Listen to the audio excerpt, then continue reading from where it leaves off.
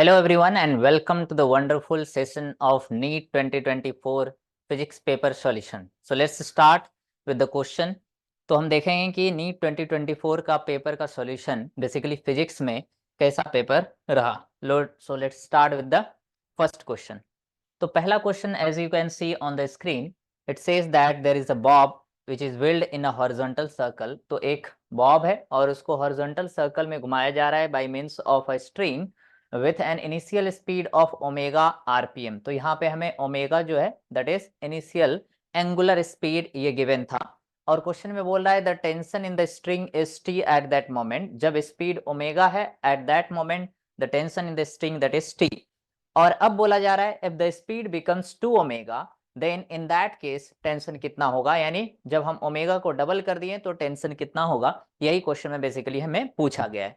इसका यदि हम डायग्राम बनाएं तो सिचुएशन कुछ इस तरह का है कि that we have a suppose string और इस स्ट्रिंग से एक मास जुड़ा हुआ है और इस मास को हम एक हॉरिजॉन्टल सर्कल में इस तरह से रोटेट कर रहे हैं. तो बाहर जो सेंट्रीफ्यूगल फोर्स कोई भी ऑब्जेक्ट यदि सर्कल में मूव करता है तो जैसा कि हमें पता है कि बाहर की तरफ लगेगा यहाँ पे centrifugal force and the formula that is m omega square r, यही है. और अंदर की तरफ लग जाएगा हमारा स्ट्रिंग में टेंशन फोर्स. तो टेंशन जो है वो basically m omega square r इस फोर्स को बैलेंस करेगा and as we can see from here that it is directly proportional to omega square, यानी टेंशन जो है वो ओमेगा स्क्वायर के डायरेक्टली प्रोपोर्शनल है. तो यहाँ से हम बोल सकते हैं कि यदि ओमेगा को क्वेश्चन में देखिए डबल कर दिया गया, यानी पहले ओमेगा था और बाद में 2 ओमेगा हो गया, it means if omega is 2 times definitely the t is going to be 4 times क्योंकि tension is proportional to omega square. तो इसको कर दिया गया आपका 2 टाइम्स, तो 2 का यहाँ पे स्क्वायर हो जाएगा तो ये हो जाएगा आपका 4 टाइम्स. तो कहने का मतलब tension that is going to be 4 times, यानी 4 टाइम्स ऑफ टी, यानी सेकंड ऑप्शन इस केस में करेक्ट हो जाएगा. So correct answer is the second one. Let's move to the next question. अगले क्वेश्चन की ओर बढ़ते हैं. तो अगला क्वेश्चन सेकंड नंबर में जो बोला जा रहा है कि a particle is moving with uniform speed in a circular path, यानी सर्कुलर मोशन है बेसिकली, यूसीएम भी बोल सकते हैं हम क्योंकि यूनिफॉर्म स्पीड से मूव कर रहा है. तो यूनिफॉर्म सर्कुलर मोशन की कहानी दिया गया है और हमें पता है कि कोई पार्टिकल यदि सर्कल में यूनिफॉर्म स्पीड से मूव कर रहा हो तो पार्टिकल का स्पीड हर एक मोमेंट में सेम होने वाला है. So if the speed at this point is v, so at this point also it will have the same speed that is v, और यहाँ पर भी इसका स्पीड क्या है, v है. लेकिन जो ऑप्शन में दिया हुआ है वो बोल रहा है कि कांस्टेंट वेलोसिटी है, तो ये तो गलत हो जाएगा क्योंकि वेलोसिटी का मतलब हमें डायरेक्शन भी कंसीडर करनी होती है and as we can see in the case of circular motion the path is getting changed, यानी जो डायरेक्शन है वो बदल रहा है और डायरेक्शन बदलने के कारण वेलोसिटी कांस्टेंट नहीं रहेगा. स्पीड तो कांस्टेंट है लेकिन वेलोसिटी कांस्टेंट नहीं होगा. कांस्टेंट एक्सेलरेशन भी नहीं होगा क्योंकि यहाँ पर सेंट्रीपिटल एक्सेलरेशन लगेगा और centripetal acceleration is towards the centre, लेकिन हर मोमेंट में direction towards the centre that is going to change. इसका मतलब सेंट्रीपिटल एक्सेलरेशन की वैल्यू भी यहाँ पर बदल रहा है क्योंकि पहले एक्सेलरेशन ऊपर था, इस जगह पे एक्सेलरेशन इधर हो गया, यानी एक्सेलरेशन का डायरेक्शन बदल रहा है. तो हम ये भी नहीं बोल सकते हैं कि एक्सेलरेशन कांस्टेंट है. एक्सेलरेशन वेक्टर है तो कांस्टेंट बोलने का मतलब इसका मैग्नीट्यूड भी कांस्टेंट हो जाएगा और डायरेक्शन भी कांस्टेंट हो जाएगा, which is again incorrect. Third option में बोला है कि constant velocity but varying acceleration, नहीं, यहाँ तो वेलोसिटी भी बदल रहा है और एक्सेलरेशन भी बदल रहा है इन टर्म्स ऑफ डायरेक्शन. तो ये भी गलत हो गया. इसका मतलब इसका फोर्थ ऑप्शन करेक्ट था कि यहाँ पे वेलोसिटी भी वेरिंग है और एक्सेलरेशन भी वेरिंग है due to the change in direction. ये कहानी हुआ. आगे मूव करते हैं. अगला क्वेश्चन थर्ड नंबर आपका सेमीकंडक्टर या बोल सकते हैं इलेक्ट्रॉनिक फिजिक्स के सेगमेंट से दिया गया है और इसमें आपको एक टेबल प्रोवाइडेड है और टेबल में ए और बी इनपुट है और वाई आपका आउटपुट है. आउटपुट को देख के हमें बताना है कि यहाँ पर कौन सा लॉजिक गेट का इक्वेशन या बुलियन अलजेब्रा का इक्वेशन बेसिकली फॉलोड हो रहा है. तो यदि हम बात करें तो थोड़ा सा यदि हम इस पे नजर दौड़ाएं तो ध्यान से देखें तो जो चीज यहाँ दिया हुआ है एग्जैक्टली उसका ऑपोजिट यहाँ पे है, यानी 0 बी में जो था उसका इनवर्स हो गया 1 और 1 के जगह 0, 0 की जगह 1 और 1 के जगह 0. इसका मतलब जो भी आउटपुट है that is indirectly dependent on B, यानी हम बोल सकते हैं कि y जो है that is inverse of b, क्योंकि b का जब हम उल्टा कर रहे हैं इनवर्स कर रहे हैं 0 की जगह 1 आ जा रहा है 1 की जगह 0 आ जा रहा है, तो ये तो डायरेक्टली हम सॉल्व कर सकते थे it is going to be the third option, not the fourth one. y is equal to b bar, यानी third option is the correct one, यानी जो आउटपुट है वो b इनवर्स के बराबर है। Let's move to the next question. अगला question, question number 4 की बात करते हैं। तो ये क्वेश्चन देख के ही समझ में आ रहा है कि ये लेंज लॉ से पूछा गया है क्वेश्चन। इसमें बोला गया है कि there is a magnet which is having the north pole and south pole, और मैग्नेट के साउथ पोल को v वेलोसिटी से हम left side sorry right side में मूव कर रहे हैं। तो यहाँ पर जो कॉइल है और ये जो कॉइल है, इसमें डायरेक्शन ऑफ इंड्यूस्ड करंट क्या होने वाला है। तो यहाँ पे लेंज लॉ बोलता है, लेंज लॉ का स्टेटमेंट है कि इट अपोज द चेंज, बदलाव को क्या करता है, अपोज करता है, बेसिकली इनर्शिया के कॉन्सेप्ट को यहाँ पर होल्ड करने की कोशिश करता है। तो यदि हम देखें तो number of field line count करके इस तरह के क्वेश्चन में हम सिचुएशन को बहुत ही आसानी से समझ सकते हैं। जब यहाँ पे नॉर्थ पोल था तो नॉर्थ पोल से मान लेते हैं कि पहले इस कॉइल से इधर 3 फील्ड ऐसे पास कर रहा था, नॉर्थ पोल से फील्ड लाइन बाहर निकलता है तो इधर 3 फील्ड लाइन था। लेकिन जब मैग्नेट थोड़ा आगे चला जाएगा तो इसी डायरेक्शन में नंबर ऑफ फील्ड लाइन जो है वो थोड़ा कम हो जाएगा। It means now suppose we have only 2 field line when the magnet has moved by a certain distance to the right side. इसका मतलब लेंज लॉ के अकॉर्डिंग पहले 3 फील्ड इधर था, तो ये कॉइल क्या चाहेगा कि बाद में भी इधर 3 फील्ड ही बना रहे। इसका मतलब ये हो गया कि कॉइल एक इंड्यूस्ड फील्ड को जनरेट कर देगा and that field is going to be in the same direction, क्योंकि इस इधर पहले 3 था, बाद में भी उसको 3 मेंटेन करने के लिए एक इंड्यूस्ड फील्ड इधर जनरेट करना पड़ेगा। तो यहाँ पर इंड्यूस्ड फील्ड का डायरेक्शन इधर आ गया। अब यहाँ पे बात कर लेते हैं इंड्यूस्ड फील्ड का डायरेक्शन। तो यहाँ यदि हम इनिशियल केस में देखें तो साउथ में फील्ड लाइन जो होता है वो इस तरह से अंदर जाता है। तो मान लेते हैं पहले 2 फील्ड लाइन साउथ पोल के अंदर जा रहा था, it means 2 field line was crossing this coil, यानी यहाँ पे जो कॉइल है वो 2 field line right sorry left side में जा रहा था। अब जैसे ही हम इस मैग्नेट को हम आगे की ओर मूव करेंगे तो सिचुएशन क्या होगा कि नंबर ऑफ फील्ड लाइन इसी डायरेक्शन में बढ़ जाएंगे। So now suppose we have 3 field line crossing in this direction.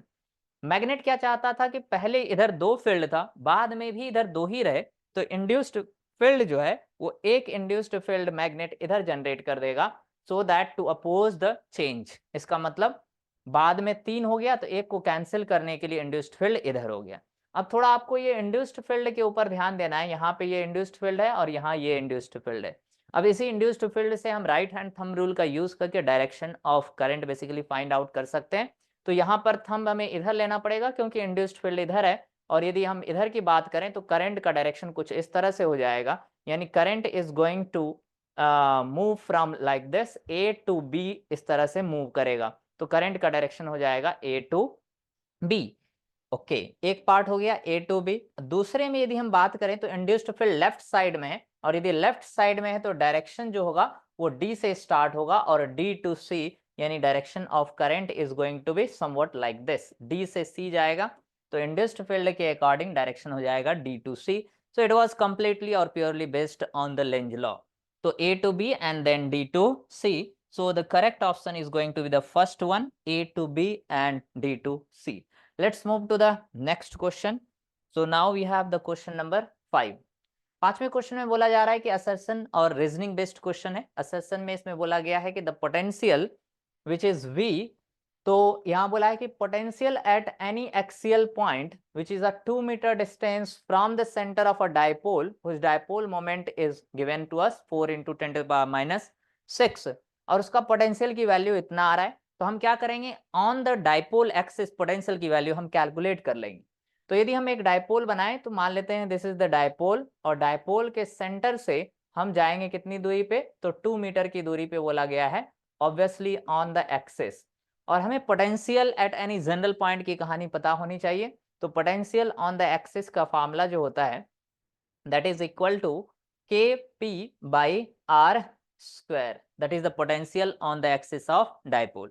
अब जस्ट यहाँ पे हम वैल्यू पुट करेंगे, K की वैल्यू हमें पता है दैट इज 9 × 10⁻⁹। उसके बाद फिर P यानी डायपोल मोमेंट भी हमें गिवन है दैट इज 4 × 10⁻⁻⁶, और r²। यदि हम r की बात करें तो यहाँ पर जो दूरी दिया हुआ था वो 2 मीटर दिया हुआ था, तो यहाँ यदि मैं 2 का स्क्वायर कर दूं तो ये 4 हो जाएगा। अच्छा, ये 4 और ये 4 कैंसिल हो जाएगा, so this is going to be 9 × 10⁻³ and this is a potential, obviously the unit is going to be volt. Okay, तो इस तरह से यदि हम इसको आगे बढ़ाएं तो यहाँ पे क्या होगा कि पोटेंशियल की जो वैल्यू आ रहा है हमारा, वो एग्जैक्टली वही आ रहा है जो यहाँ पे ऑप्शन में गिवन है। बोल रहा है potential on the axis is 9 × 10⁻3, तो हमारे साथ यहाँ पे ऑप्शन में मैच कर रहा है। इसका मतलब ये जो असर्शन स्टेटमेंट है that is the true one. लेकिन जो फॉर्मूला हमने यहाँ पे यूज किया दैट इज Kp/r², बट यहाँ पर जो दिया हुआ है दिस यू कैन कंसिडर 1/4πε को k मान लेंगे, ये 2Kp/r² दिया हुआ है विच is a wrong formula. Okay, तो रीजन में जो फार्मूले हैं वही गलत है, तो रीजन जो हो जाएंगे वो इनकरेक्ट हो जाएंगे यानी फॉल्स हो जाएंगे और ये ट्रू हो गया।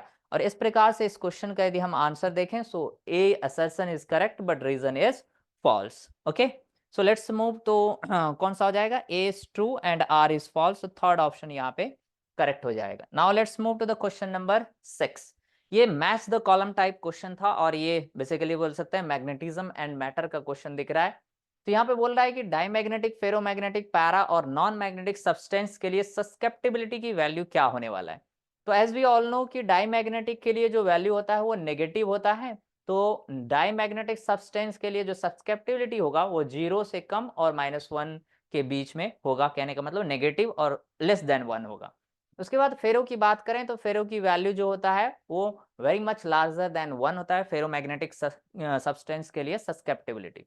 पैरामैग्नेटिक की बात करें तो इसके लिए जो होता है पॉजिटिव एंड वो बोल सकते हैं कि स्मॉल लेस देन 1 होता है, तो पैरामैग्नेटिक के लिए आपका वैल्यू ये हो जाएगा मोर देन 0 यानी पॉजिटिव हो जाएगा। और नॉन मैग्नेटिक सब्सटेंस के लिए सस्केप्टिबिलिटी की वैल्यू क्या हो जाती है, 0 हो जाता है। Now you can obviously match, for A we have 2, so for A we have 2, for B we have 3 और सी के लिए 4 है और डी के लिए 1 है, तो इसका फर्स्ट ऑप्शन ही करेक्ट है। Okay, now let's move to the question number 7। अगला question as you can see on the screen, again magnetism और मैटर से रिलेटेड क्वेश्चन लग रहा है। तो इस क्वेश्चन में बोला जा रहा है कि यहाँ पे yes we have a uniform magnetic field, magnetic field की वैल्यू दे दिया गया है that is B equal to how much, 0.049 tesla. Okay, magnetic field दिया हुआ है, needle performs 20 complete oscillation in 5 second, यानी 5 सेकेंड में 20 कंप्लीट ऑसिलेशन कर रहा है, तो 20 ऑसिलेशन के लिए 5 सेकेंड लग रहा है, तो 1 ऑसिलेशन के लिए जो टाइम लगेगा that is going to be the time period. तो टाइम पीरियड की यदि मैं बात करूं तो हो जाएगा 5 सेकेंड लग रहा है 20 ऑसिलेशन में, तो एक ऑसिलेशन में लगेगा 5/20, it means it is equal to nothing but 1/4 second, that is the time period. Magnetic moment भी दिया हुआ है, magnetic sorry moment of inertia भी हमें प्रोवाइडेड है, तो आई की value that is given 9.8 10⁻⁶ kg/m²। Okay, अब हमें बोला जा रहा है कि जो मैग्नेटिक मोमेंट है वो कुछ इतना आ रहा है, तो इसमें x की वैल्यू क्या होने वाला है। तो यहाँ जैसे ही टाइम पीरियड आपको दिखा, तो टाइम पीरियड से रिलेटेड तो आपको एक ही फॉर्मूला इस चैप्टर में पता होगा, and that formula is nothing but 2π√I/mb, यही होता है, m का ही नाम है यहाँ पे मैग्नेटिक मोमेंट, और वही हम निकालेंगे और गिवन वैल्यू के साथ क्या कर देंगे, इक्वेट कर देंगे। So let's plug the value, so time period है 1/4 दैट इज इक्वल टू 2π, और इधर हो जाएगा अंडर रूट ऑफ आई की वैल्यू आपको गिवन है 9.8 and 10⁻⁶, then divide by m, m हमें निकालना है, और b की वैल्यू अगेन गिवन है दैट इज 0.049 टेस्ला। अब इस चीज को हम सॉल्व करेंगे और यहाँ से m की वैल्यू निकालेंगे, और m की वैल्यू जो भी यहाँ पे आएगा उसको हम इस गिवन फॉर्मेट के साथ जब हम इक्वेट करेंगे then will get the value of x to be equal to, ये हमारा जाता है 1280 π², और यहाँ दिख भी रहा है कि दोनों तरफ जब आप स्क्वायर करोगे तो यहाँ पाई का स्क्वायर आ जाएगा, सो x की वैल्यू इन टर्म्स ऑफ π² आ जाएंगे। So fourth option is the correct one in this case. Let's move to the next question, question number 7। इसमें बोला जा रहा है कि इन एन आइडियल ट्रांसफार्मर है और इसमें NP/NS का रेशियो दिया है, यानी प्राइमरी और सेकेंडरी के नंबर ऑफ टर्न का रेशियो गिवन है दैट इज 1/2।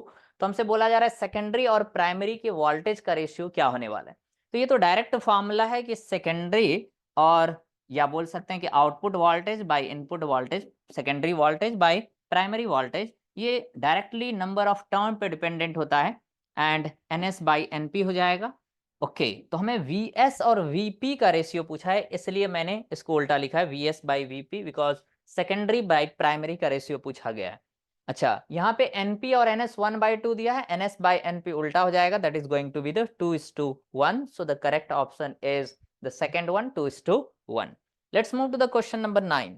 क्वेश्चन नंबर 9 में बोला जा रहा है कि in a vernier calliper we have n+1 division of the vernier scale which coincides with n division of the main scale.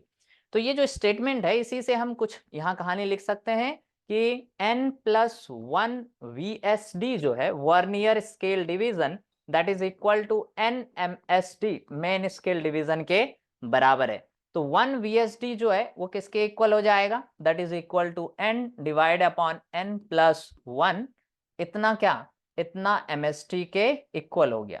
Question है कि मैं ये निकाल क्यों रहा हूं, क्योंकि क्वेश्चन में लास्ट लाइन में पूछा है कि बेसिकली वर्नियर कांस्टेंट कितना होगा। वर्नियर कांस्टेंट मतलब लिस्ट काउंट की वैल्यू यहाँ पे पूछा जा रहा है, और लिस्ट काउंट का फॉर्मूला क्या होता है, तो ये होता है 1 MST minus of 1 VST। So just plug the value over here, तो ये हो जाएगा 1 MST माइनस 1 VST की वैल्यू हमने निकाल लिया है, that is n upon n+1 this into MST। तो यहाँ से हम MST को जस्ट कॉमन ले लेंगे, so this is going to be 1 minus n by n+1 whole into 1 MST। 1 MST क्यों लिख रहा हूं, क्योंकि MST के रीडिंग की अब वैल्यू की बात करें तो यहाँ पे बोला जा रहा है कि 1 MSD is equivalent to 0.1 millimetre. Okay, so answer जो पूछा जा रहा है वो सेंटीमीटर में पूछा गया है और 1 MSD की वैल्यू 0.1 मिलीमीटर में दिया है। इसको मिलीमीटर को यदि हम सेंटीमीटर में कन्वर्ट करें, so this is going to be 0.01, that is value of 1 MSD। So now will plug just the value of 1 MSD।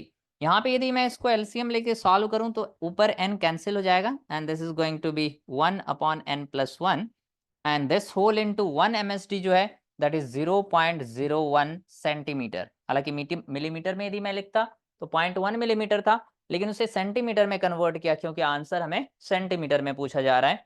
So just point को यदि मैं रिलीज करूं तो नीचे हो जाएगा आपका 1 upon 100 into n+1 and that answer is in obviously centimetre. So ये ऑप्शन हमारा आ रहा है ऑप्शन नंबर 2 में। So second option is the correct one in this case. So let's move to the next question. अगला question जो है question number 10 की बात करते हैं। बहुत ही आसान सा क्वेश्चन बोला है, horizontal force of 10 newton is applied on a block as you can see in this diagram. Last line direct पढ़ता हूं, the force exerted by the block A on the block B. A जो है B पे कितना force लगा रहा है, ये बेसिकली दोनों ब्लॉक के बीच के नॉर्मल रिएक्शन की बातें पूछ रहा है।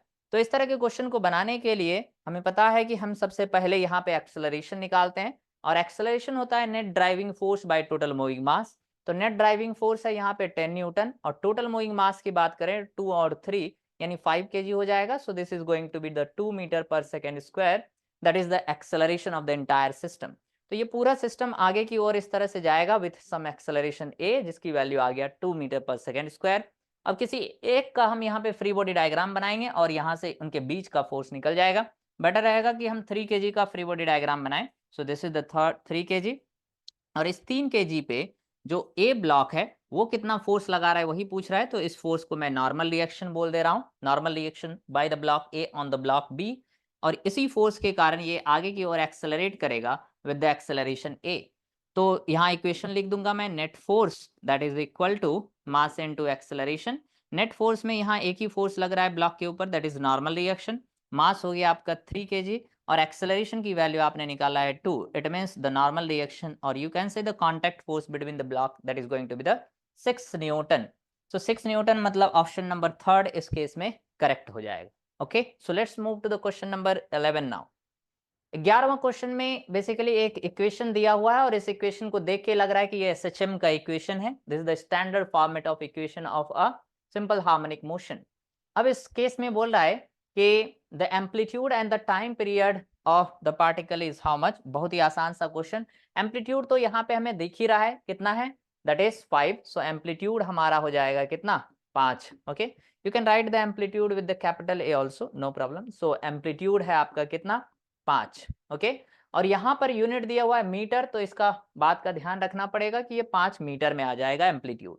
यदि मैं बात करूं कि टाइम के बगल में जो कुछ भी होता है वो ओमेगा होता है, you must be knowing from the general equation of the SHM कि टाइम के बगल में जो कुछ भी होता है वो ओमेगा होता है। तो ओमेगा की वैल्यू भी दिया हुआ है हमें, दैट इज पाई, और टाइम पीरियड पूछा है तो time period that is nothing but 2 pi by omega कर देंगे।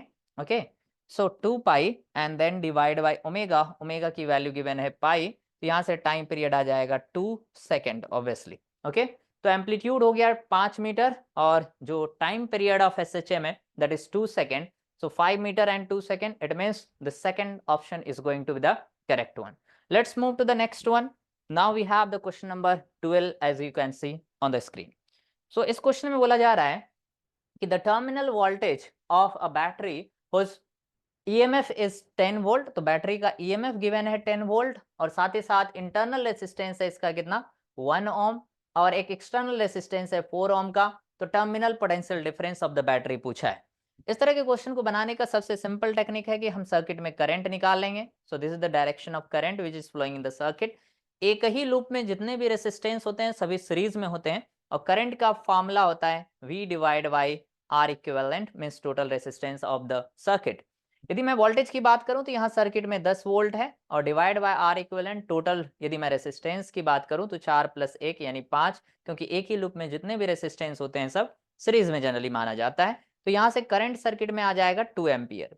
अब जब भी बात हो पोटेंशियल डिफरेंस निकालने का, तो potential difference across the cell, so V और you can say delta V across the cell, that is nothing but, या तो आप लिख सकते हो E माइनस IR, या फिर एक ही रेसिस्टेंस है, so whatever will be the potential difference across the terminal of the resistance और सेल दोनों पैरेलल में, तो पैरेलल में पोटेंशियल सेम होते हैं।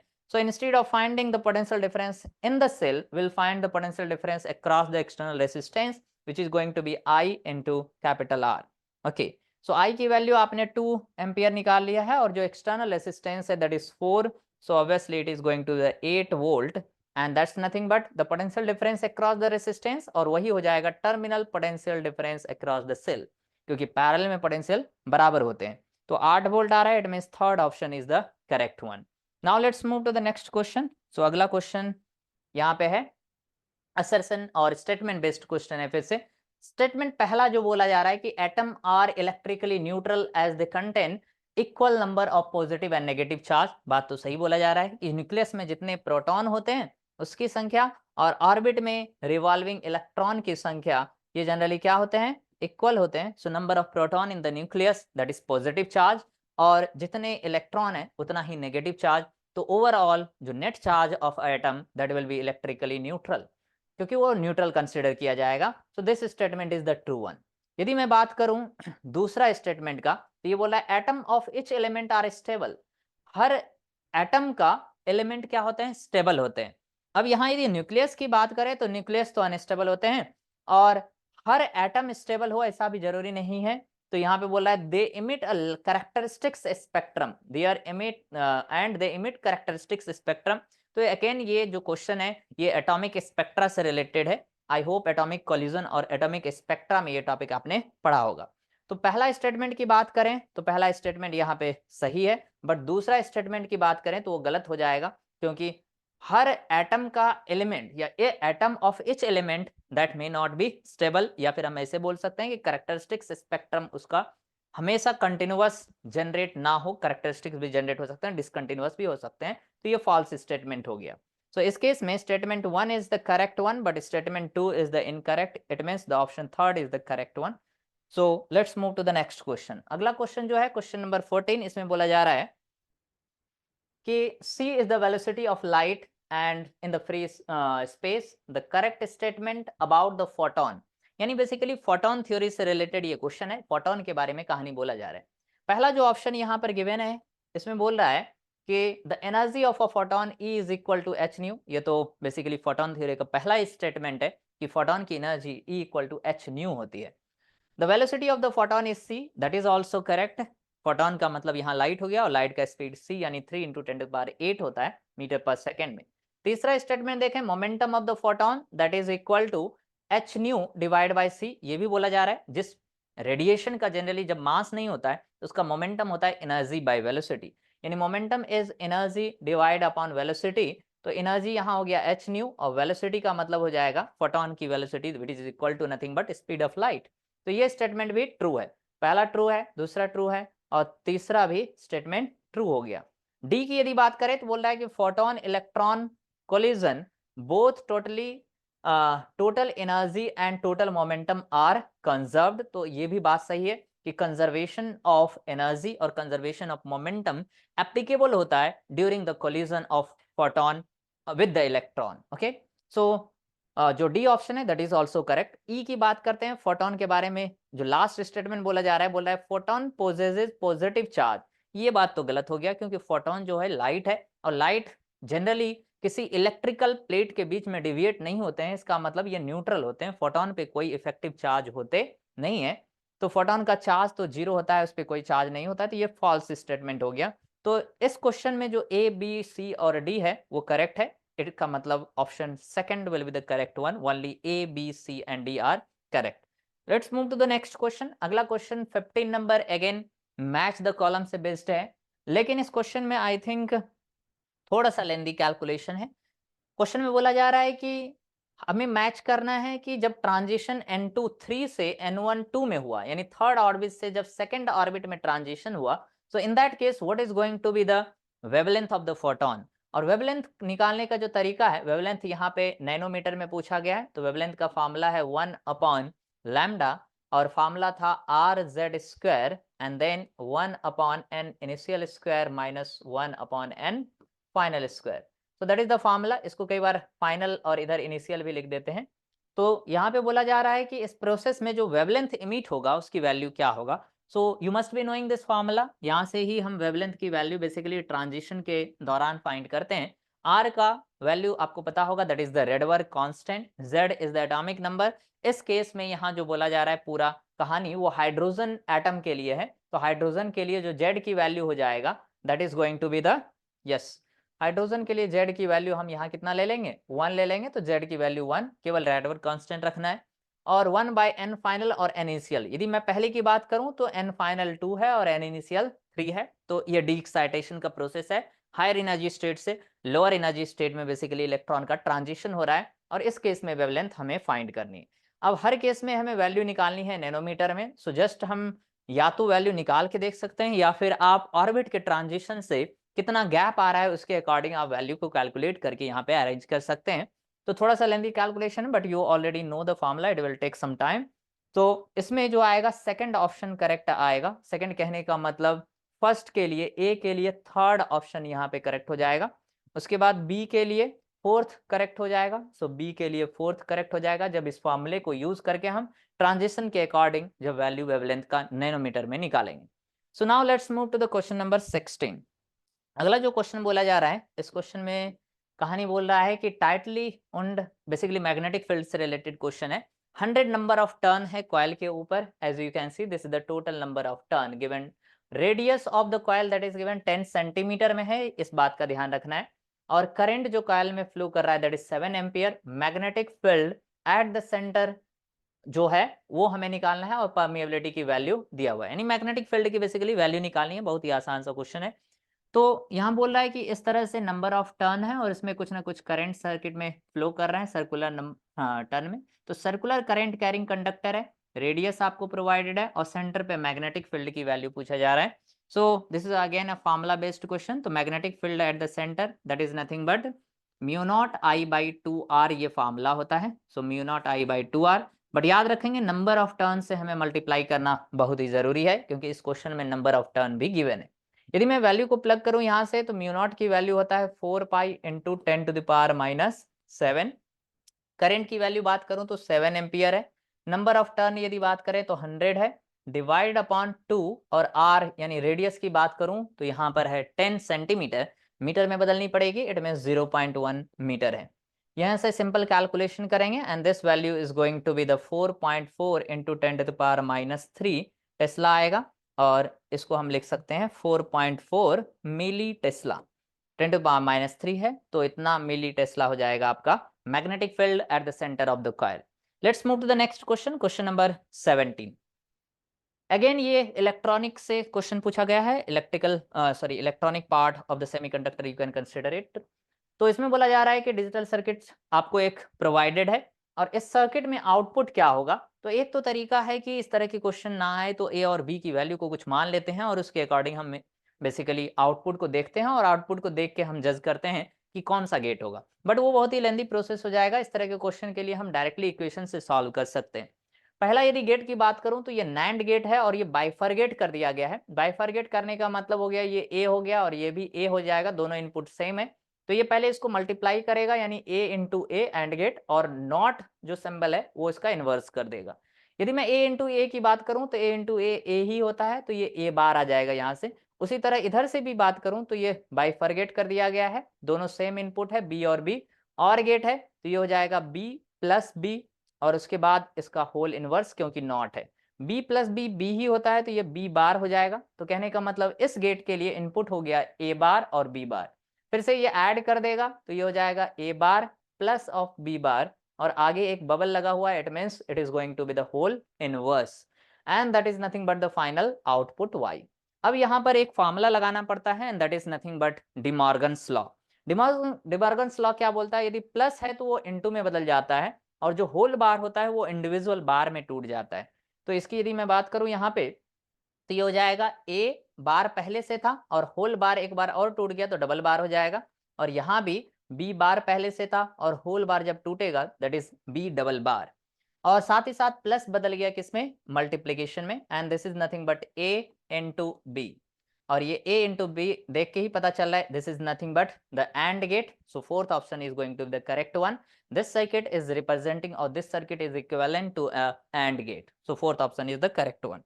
Let's move to the question number 18। 18 number question की बात करते हैं। तो इस क्वेश्चन में बोला गया है कि देयर इज अ वायर जिसका लेंथ L है और रेसिस्टेंस वायर का टोटल वायर का जो रेसिस्टेंस है वो 100 ओम है। It is divided into 10 equal part, 10 बराबर हिस्से में डिवाइड कर दिए। तो आपको बोला गया कि टोटल रेसिस्टेंस 100 ओम है, 100 ओम है, और उसको 10 इक्वल पार्ट में डिवाइड किए, यानी हर एक पार्ट का जो रेसिस्टेंस होगा ऑब्वियसली 10 ओम हो जाएगा। अब बोल रहा है कि 10 पार्ट में से 10 इक्वल पार्ट में से 5 part are connected in series, 5 part are connected in series. तो 5 को यदि मैं सीरीज में कनेक्ट करूंगा इस तरह से, तो सीरीज में कनेक्ट करने से इसका जो इक्विवेलेंट आ जाएगा वो हो जाएगा कितना, सीरीज में हम जस्ट ऐड कर देते हैं। So this is going to be the 50, 10 plus 10 plus 10 plus 10, 5 बार ऐड करेंगे तो ये 50 हो जाएगा, और बाकी का रिमेनिंग 5 पार्ट को पैरेलल में कनेक्ट कर दिया गया है। तो पैरेलल में कनेक्ट करने से 1/10 1/10 ऐसे चला जाएगा, और पैरेलल में 5 को यदि मैं ऐसे कनेक्ट करूं तो इसका जो इक्विवेलेंट आएगा वो 10 डिवाइड बाई 5 यानी 2 आ जाएगा। तो कहने का मतलब पहले कॉम्बिनेशन का इक्विवेलेंट है 50 और दूसरे कॉम्बिनेशन का पैरेलल में इक्विवेलेंट है 2। अब इन दोनों को क्या किया गया, combination are again connected in series, यानी ये जो दोनों कॉम्बिनेशन है इन दोनों को सीरीज में कनेक्ट कर दिया गया, और सीरीज में कनेक्ट करने से हम चीजों को ऐड कर देते हैं। तो obviously 50 plus 2 that is going to be the 52 ohm resistance of the final combination. So second option will be the correct one. Let's move to the next question, question number 19. Again इस question को देख के ही पता चल रहा है कि ये रेडियो एक्टिविटी से रिलेटेड क्वेश्चन है। हालांकि रेडियो एक्टिविटी इस बार सिलेबस में नहीं था, फिर भी कैसे ये क्वेश्चन दे दिया गया, आई डोंट नो, शायद एनटीए को इस बात का पता ना हो कि रेडियो एक्टिविटी उन्होंने ही सिलेबस से हटा दिया था, फिर भी ये क्वेश्चन को इंसर्ट कर दिया गया है। सो let's proceed with the question.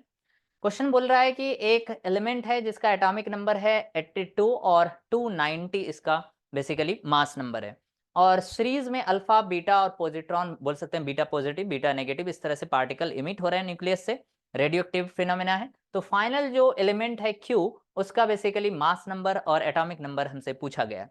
इस तरह के क्वेश्चन बनाना बहुत ही आसान होता है, जो भी एलिमेंट दिया है उसको आपको लिखते जाना है। सो एक्स एलिमेंट था, इसका यहाँ पे था 82 और ऊपर है 290।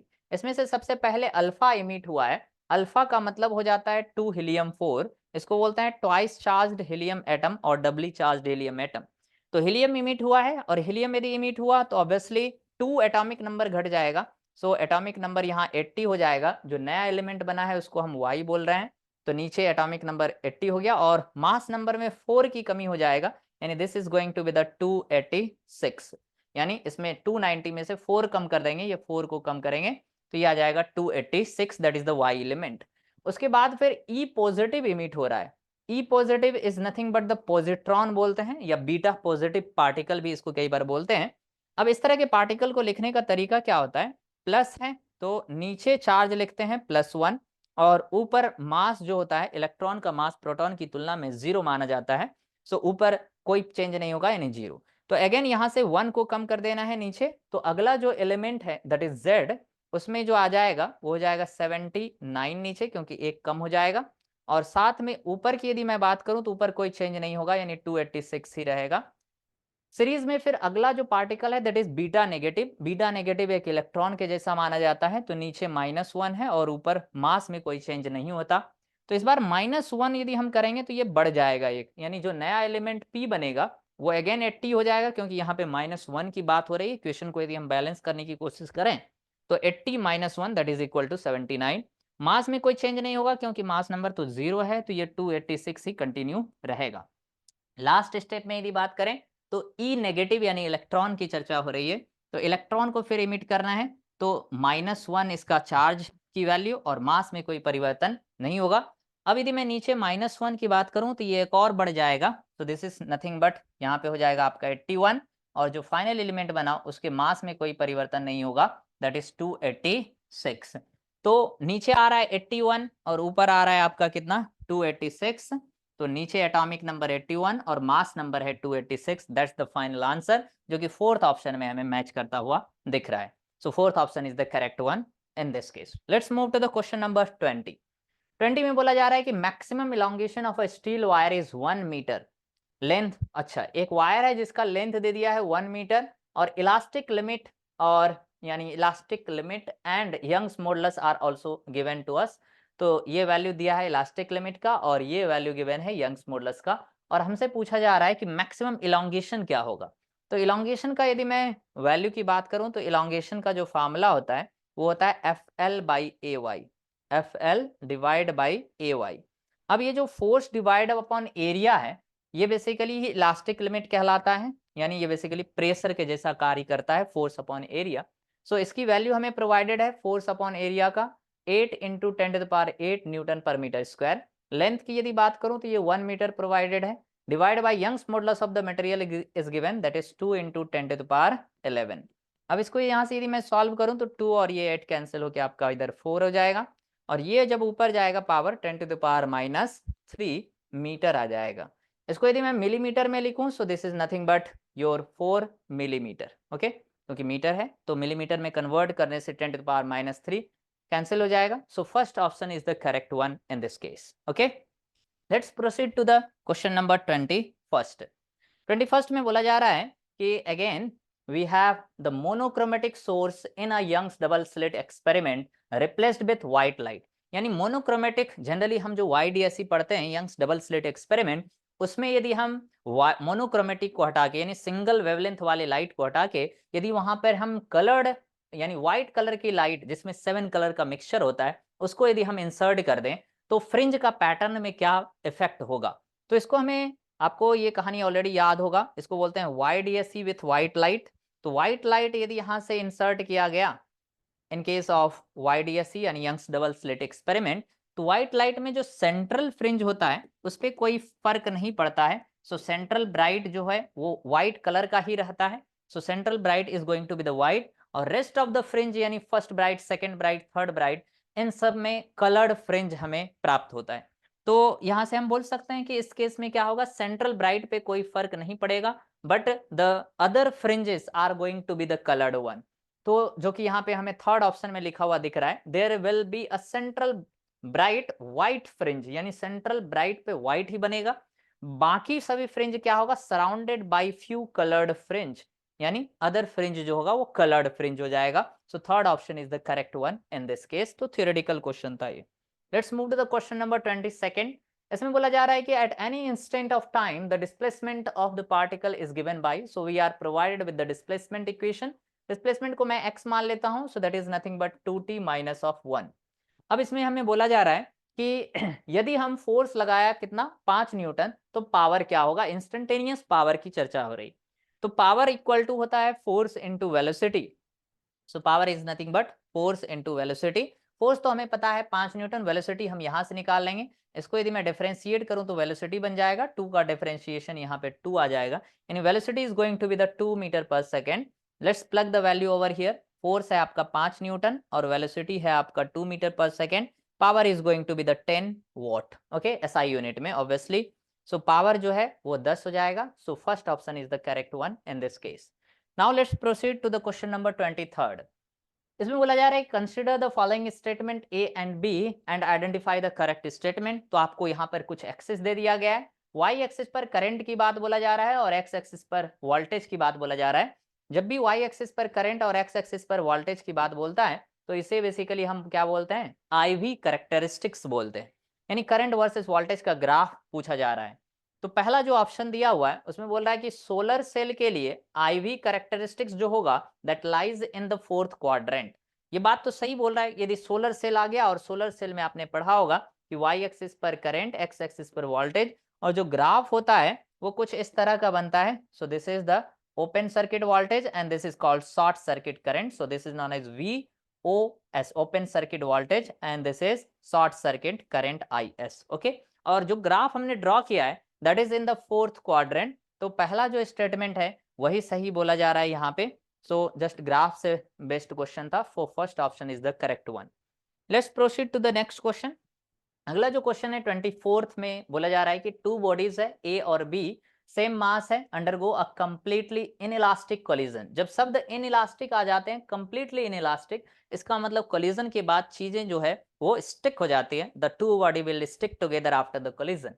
बोला है वन डायमेंशनल कोलिजन है, कहानी हमारे लिए और भी आसान हो गया। The body A moves with a velocity v1 while the body B is at rest before the collision. तो यदि मैं इसका डायग्राम बनाऊं तो सेम मास बोला गया है, तो पहला मास मान लेते हैं m है and this is the first body that is A and it is moving with velocity v।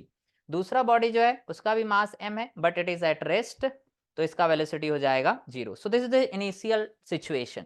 इसी का यदि मैं फाइनल डायग्राम की बात करूं तो बोल रहा है कंप्लीटली इनइलास्टिक है, तो दोनों बॉडी एक साथ चिपक जाएंगे and now the body will have the total mass 2m, यानी m और m 2m हो गया। इसकी जो वेलोसिटी है, इसकी वेलोसिटी का बोल रहा है कि अब इसकी वेलोसिटी v2 हो गया, पहले वेलोसिटी इसका v1 था, और v1 और v2 का रेशियो की बात बोल रहा है, v1:v2 की वैल्यू निकालनी है। इस तरह के क्वेश्चन को सॉल्व करने के लिए कोई भी टाइप का कोलिजन हो, we generally use the concept called conservation of linear momentum. तो कंजर्वेशन ऑफ लीनियर मोमेंटम यदि यहाँ पे लगाऊं, P initial equal to P final by conservation of linear momentum. Initial momentum की यदि मैं बात करूं तो इनिशियली मोमेंटम केवल फर्स्ट मास का होगा, क्योंकि केवल वही मूव कर रहा है जिसका मास है m और वेलोसिटी है v1। सेकंड मास का मोमेंटम हो जाएगा 0। फाइनली यदि मैं बात करूं तो दोनों बॉडी एक साथ जा रहा है, तो टोटल मास हो गया 2m और वेलोसिटी हो गया v2। अब यहाँ से हमें v1 और v2 का रेशियो पूछा गया है, तो क्यों ना हम मास को कैंसिल कर दें और डायरेक्टली यहाँ से यदि मैं लिखूं v1 divide upon v2, this is going to be the 2 divide upon 1, that is 2:1। So the second option is going to be the correct one in this case. Let's proceed to the next question, that is question number 25th। 25th question एक ऐसा question है जिसमें basically आपको 2 बार Snell's law लगाना पड़ेगा, diagram देख के ही समझ में आ रहा है।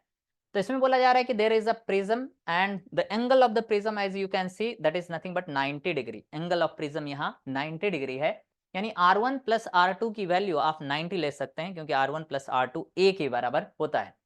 अब यहाँ पे बोल रहा है कि angle of incidence first case में, यानी I1 की जो एंगल ऑफ इंसिडेंस की वैल्यू है वो 30 डिग्री है।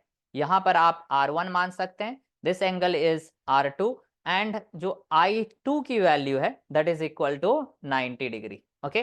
तो हम 2 बार स्नेल्स लॉ यूज करेंगे और यहाँ से रेफ्रेक्टिव इंडेक्स की वैल्यू आपसे पूछा गया है। The refractive index of the prism is what, 4 option is provided. तो थोड़ा सा लेंथी कैलकुलेशन है, but let's proceed with the question. पहले मैं कुछ पॉइंट मान लेता हूं। So this point is suppose P और इस पॉइंट को मैं Q बोल रहा हूं, तो मैं स्नेल्स लॉ लगा रहा हूं एट पॉइंट Q।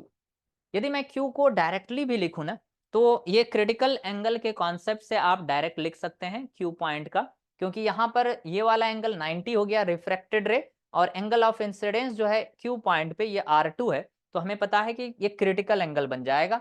तो साइन ऑफ R2 यानी क्रिटिकल एंगल ये हो जाता है 1/μ के बराबर, okay. So that's the value of sine of R2। Now we also know that the R1 plus R2 is equal to angle of prism, और angle of prism यहाँ पे 90 है, so this is equal to 90। तो यहाँ से आप R1 की जो वैल्यू है that is going to be the 90 minus of R2। अब दूसरे पॉइंट की बात करते हैं, तो P पॉइंट पे हम स्नेल्स लॉ लगा देंगे। So at point P P point पे यदि मैं स्नेल्स लॉ की बात करूं तो बाहर का रेफ्रेक्टिव इंडेक्स 1 हो जाएगा, एयर मीडियम है, sine of angle that is 30 degree, और अंदर में यदि जब मैं जाऊं तो रेफ्रेक्टिव इंडेक्स म्यू वही तो हमें निकालनी है, और अंदर में जो एंगल है that is sine R1, so this is sine R1। अब इस साइन R1 को हटा के मैं लिखने वाला हूं 90 माइनस R2, साइन 30 हालांकि यहाँ पे 1/2 हो जाएगा, this is equal to mu, और इसको मैं लिखूंगा साइन R1 की वैल्यू हो जाएगा आपका 90 minus of R2। Let's proceed with the calculation. So यहाँ पे हो गया 1/2 इज इक्वल टू म्यू, और ये बन जाएगा आपका cos of R2, this thing is nothing but cos of R2। Okay, so this is cos of R2। अब cos को मैं साइन के टर्म में लिखूंगा क्योंकि साइन R2 का हमें वैल्यू पता है, इसलिए मैं cos को साइन के टर्म में कैसे लिखूं, तो 1/2 म्यू, और cos को लिख सकता हूं under root of 1 minus sine square R2। Now let's plug the value of sin R2 over here. So 1/2, this is mu, root of 1 minus sin R2 की वैल्यू 1/mu है, तो ये इसका स्क्वायर हो जाएगा। अब मैं क्या करूंगा, दोनों तरफ जस्ट स्क्वायर करूंगा और वैल्यू यहाँ से निकाल लेते हैं म्यू का, तो दोनों तरफ स्क्वायर करूं तो यहाँ हो जाएगा 1/4 दिस साइड, इधर हो जाएगा आपका म्यू स्क्वायर, ब्रैकेट के अंदर रूट कैंसिल हो जाएगा, 1/mu स्क्वायर आ गया। Okay, let's just multiply over here, so 1/4 ये हो गया म्यू स्क्वायर माइनस ऑफ 1, इसको इधर कर देंगे तो ये हो जाएगा 5/4, that's the value of mu square, और इस तरह से म्यू की वैल्यू आ जाएगा √5 divide upon 2, and that's the final value of refractive index of the prism. √5/2 आ रहा है, यानी first option is going to the correct one. Okay, let's proceed to the next question, question number 26। इसमें बोला जा रहा है कि हमें ग्राफ चाहिए किसका, y एक्सिस पर 1/λ² है और x एक्सिस पर है एनर्जी, तो एनर्जी वर्सेस 1/λ² का, और यहाँ लैम्डा जो है that is not the wavelength of photon, rather it is wavelength known as a de Broglie's wavelength, और de Broglie's wavelength generally matter के लिए होता है जहां पर कॉन्सेप्ट ऑफ मैटर वेव आते हैं। डी ब्रॉगलीज वेवलेंथ का फार्मूला आपको पता होगा, that is nothing but h/p, यानी h है Planck's constant, p is nothing but the momentum of the particle. Okay, h/p momentum जो होता है वो √2me हो जाता है, e का मतलब यहाँ पर काइनेटिक एनर्जी है। अब यदि मैं दोनों तरफ स्क्वायर कर दूं तो यहाँ हो जाएगा लैम्डा का square, and this side will have h का स्क्वायर डिवाइड बाय 2m और e। ओके, अब हमें 1/λ² चाहिए, तो rather I will write e to the left side, और या फिर इसी को आप उल्टा भी कर सकते हैं, so just inverse this thing, 1/λ चाहिए y एक्सिस पे, तो 1/λ², और इधर आपका हो जाएगा, इसको उल्टा यदि हम करें तो 2m डिवाइड बाय h², ये कांस्टेंट आ गया और साथ में e आ गया। अब यदि मैं इसका ग्राफ की बात करूं तो y एक्सिस पर ही हमें चाहिए 1/λ², and this is going to be on the y axis, और ये जो चीजें हैं ये x एक्सिस पर होने वाला है, और ये पूरा एक कांस्टेंट हो गया जिसको आप स्लोप भी बोल सकते हैं, प्लस ऑफ c, तो y equal to mx plus c, लेकिन c की वैल्यू तो 0 है, it means the graph is going to the straight line passing through the origin, और स्लोप यहाँ पर पॉजिटिव है तो इस तरह का ही ग्राफ होगा, it means the fourth option is the correct one in this case. तो कई बार जब चीजें हमें नहीं पता होती है तो जस्ट हम देखते हैं कि y एक्सिस पर क्या गिवन है और x एक्सिस पर क्या गिवन है, और वही चीज हम इक्वेशन में लाने की कोशिश करते हैं जैसा कि यहाँ पे किया गया है। Let's move to the question number 27। इस क्वेश्चन में बोला जा रहा है कि the quantities which have the same dimension as those of the solid angle. यदि मैं सॉलिड एंगल के फार्मूले की बात करूं तो सॉलिड एंगल का जो फार्मूला होता है दैट इज नथिंग बट ये होता है एरिया डिवाइड अपॉन रेडियस का स्क्वायर। अब यदि मैं इसका यूनिट लिखूं तो एरिया का यूनिट हो जाएगा मीटर स्क्वायर और रेडियस का स्क्वायर भी हो जाएगा मीटर स्क्वायर, तो इसका कोई यूनिट तो होना ही नहीं चाहिए, हालांकि इसका यूनिट कुछ स्टैंडर्ड बनाया गया है दैट इज द स्टीरेडियन, बट उसका डायमेंशन नहीं होता, यानी ये जो स्टीरेडियन है सॉलिड एंगल है दैट इज डायमेंशनलेस। तो एक ऐसा ऑप्शन फाइंड करना है जिसमें हर चीजों का डायमेंशन बेसिकली 0 हो, वो डायमेंशनलेस होनी चाहिए। पहला की बात करूं तो स्ट्रेन है और एंगल है, तो स्ट्रेन भी डायमेंशनलेस, स्ट्रेन होता है change in length bye original length, जैसे लॉन्गिट्यूडनल स्ट्रेन हो गया, तो ये डायमेंशनलेस हो गया क्योंकि चेंज इन लेंथ मीटर में आएगा और लेंथ भी मीटर में आ जाएगा, तो कैंसिल होके ये dimensionless, that is the strain. Angle जो होता है, एंगल इक्वल टू होता है आर्क अपॉन रेडियस, तो ये भी यूनिटलेस हो जाएगा, आर्क का यूनिट हो जाएगा मीटर, रेडियस का भी हो जाएगा मीटर, तो ये कैंसिल होके यूनिटलेस हो जाएगा। तो पहला ऑप्शन ही करेक्ट हो गया कि स्ट्रेन भी डायमेंशनलेस है और एंगल भी डायमेंशनलेस है। दूसरा इनकरेक्ट इसलिए होगा क्योंकि स्ट्रेस बोला जा रहा है और स्ट्रेस का डायमेंशन होता है that is equivalent to the pressure. यहाँ पे आर्क का भी डायमेंशन होता है, arc is nothing but a type of length, angular speed का भी होता है, स्ट्रेस का भी होता है, तो obviously the first option is the correct one which is a dimensionless. Let's proceed to the question number 28। इसमें बोला जा रहा है कि an unpolarised beam of light strikes a glass surface at the Brewster's angle, यानी ये मान लेते हैं कोई एक ग्लास सरफेस है और इसके ऊपर एक अनपोलराइज्ड लाइट इस तरह से हिट किया।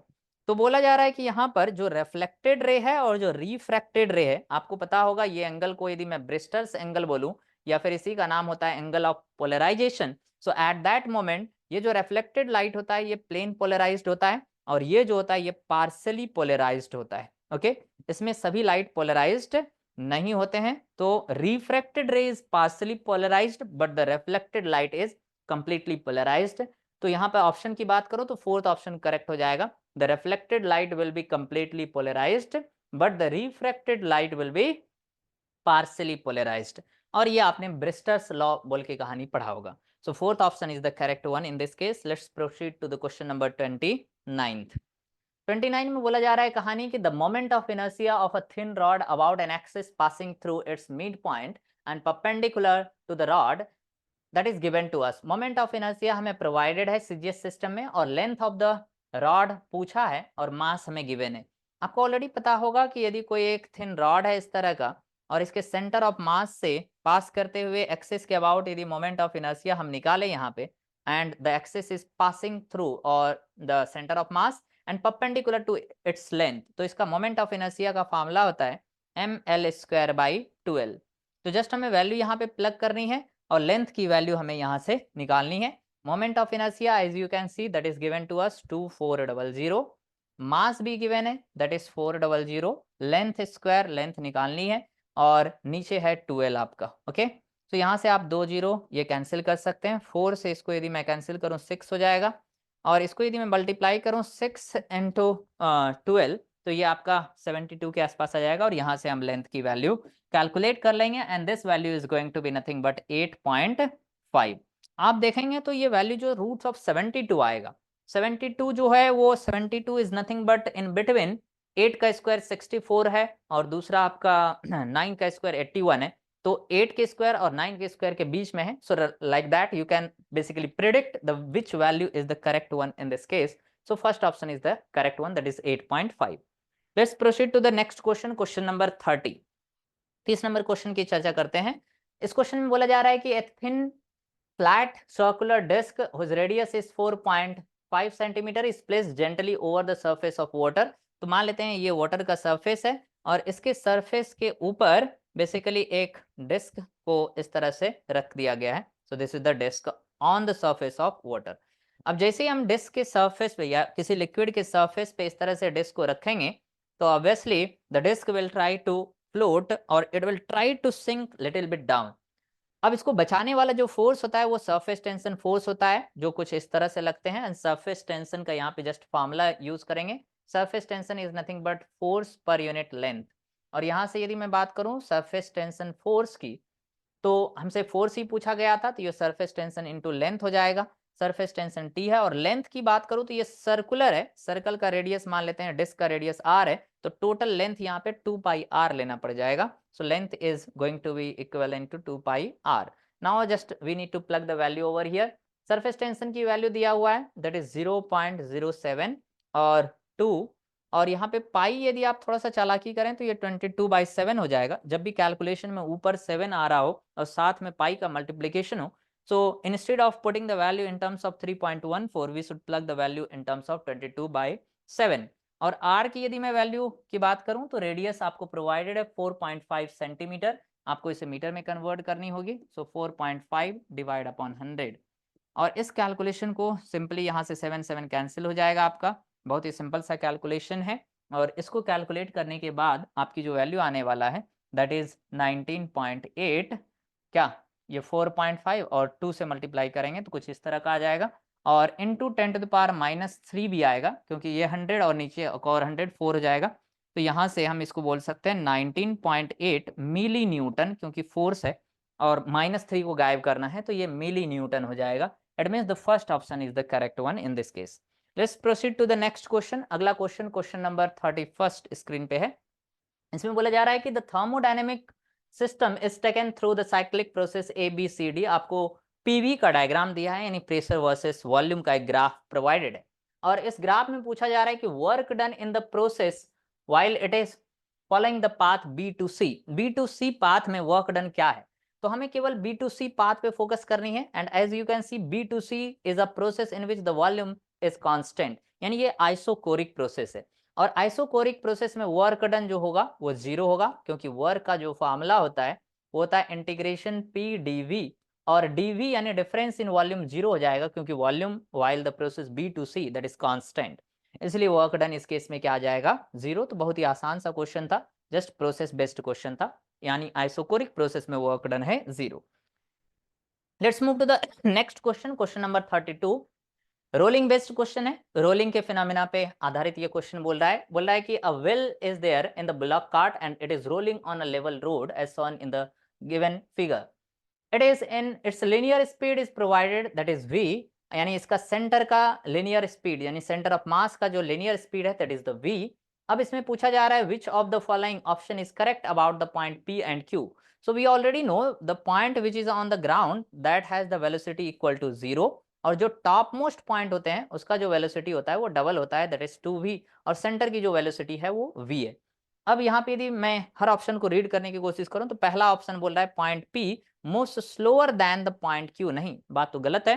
पॉइंट P जो है वो फास्टर मूव करेगा, क्योंकि इसकी वेलोसिटी 2v है, और Q जो पॉइंट है वो ग्राउंड पे है, और पॉइंट ऑफ कांटेक्ट की वेलोसिटी रोलिंग में होता है 0। तो फास्टर मूव कर रहा है कौन? P, और स्लो मूव करेगा कौन? Q। सो सेकंड ऑप्शन में है कि point P moves faster than the point Q, तो यही ऑप्शन सही हो जाएगा, क्योंकि हमें पता है कि टॉप मोस्ट पॉइंट का स्पीड सबसे ज्यादा होता है। So second option is the correct one. Let's proceed to the question number 33rd.